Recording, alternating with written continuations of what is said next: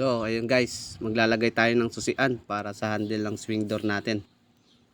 Ayan guys, tinitesting muna natin kung insakto ba yung ginabang nating butas para sa susian ng ating swing door.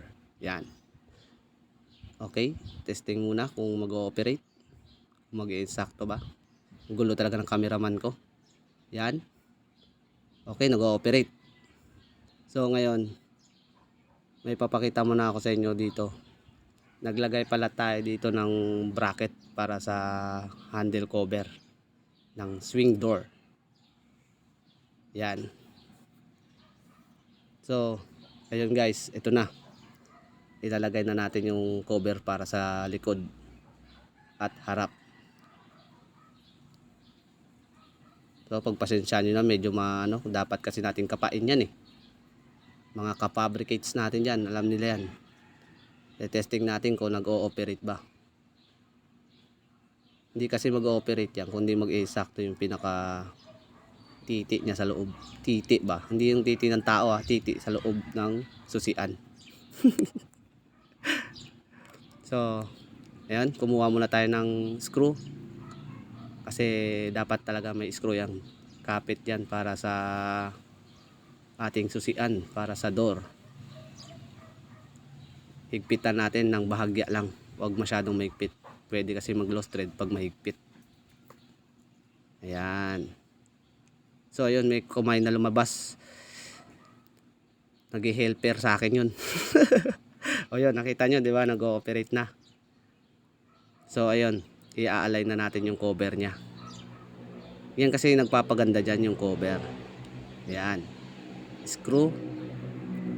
Para sa cover. Ayan. Kinakamay ko muna boss, pero gagamitan natin ng screw gun yan. Electric screw gun. Yan. Bahagya lang nating higpitan yan. Yan. Okay.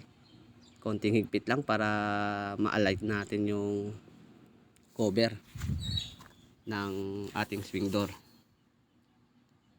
Okay, papantayin na natin. Pinalipat ko muna yung cameraman, medyo nakakasagabal eh. Ayun na. I-align ko yan. Mga kapabricates, alam yan ng kapabricates natin. Dapat talaga na-align yan. Ayan. Ganon din sa likod syempre.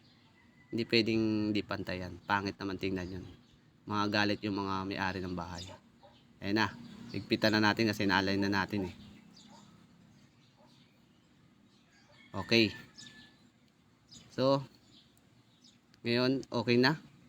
O, di ba? Ganun lang po ka-basic maglagay ng susian para sa door natin. Ayun na mga kapabricate.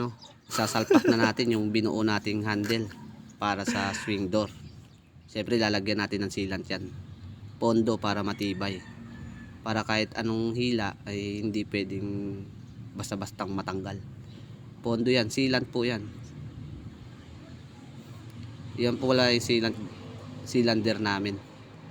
Sealander nga pulpul. Ayan po. Siyempre dadamihan natin yan para may tibay. Para quality. Quality. Para magustuhan ng may-ari. Matibay. O yan. So dapat lagyan rin natin dito sa may notching ng salamin. Dagdag tibay rin yan mga kapabricates. Pangit ng sealant to. Parang tae.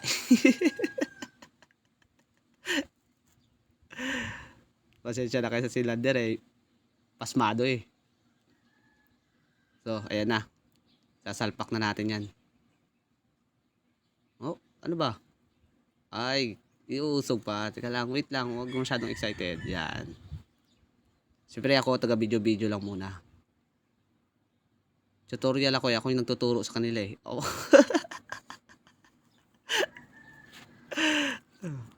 So, ayan na.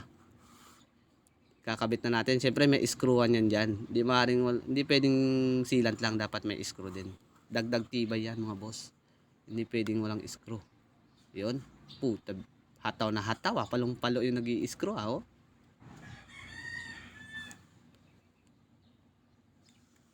So ayan. Sa kabila naman. O, di ba? Basic. O, tingnan nyo lods. Nakikita niyo yan, Lods? Yan ang mga basic na trabaho. Okay? Dito naman sa taas, kailangan natin higpitan.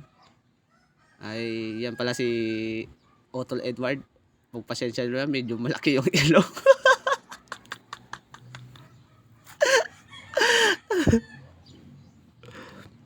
Okay. Yan na po ang finished product.